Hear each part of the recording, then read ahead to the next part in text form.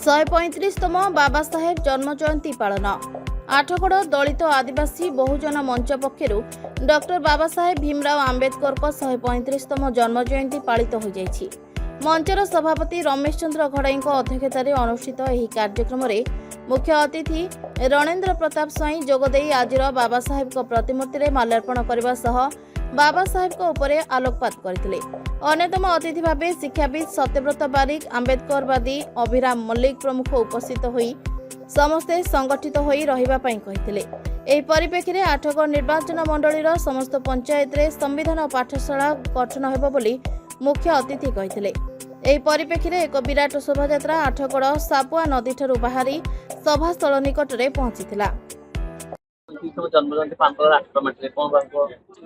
प्रत्येक वर्ष ये कार्यक्रम आमर आदिवासी दलित बहुजन संघ तरफ से उद्यम चलित वर्ष बाबा साहेब आंबेडकर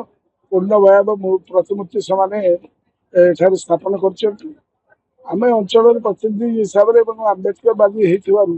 होमें सब प्रकार साहाय्य करुचु एवं इच्छा करुचु आंबेडकर जो प्रासंगिकता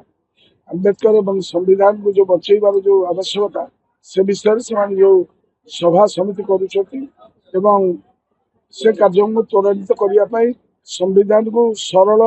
भाव एवं म्यूजिक जरिया एवं गीत जरिया कविता जरिया लोकों पाखे गरीब लोकों भितर आदृत करने तार सारांश बुझे देवाई आमर संविधान टुंगी व्यवस्था करुँच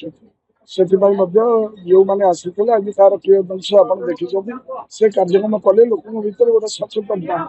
एक सचेतन लोके प्रकृत में कार्यक्रम करेणुक ये है गोटे समाज संस्कार कार्यक्रम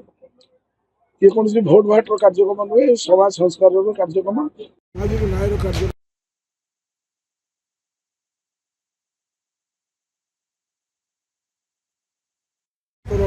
संविधान प्रणेता भारत रत्न बाबा साहेब आंबेडकर कार्यक्रम करते कार्यक्रम को लोकों भीतर पुनर्जीवित करने समस्त को समान अधिकार रे सचेतन कराइबा ये उद्यम जारी रही। Bureau report Harshika media.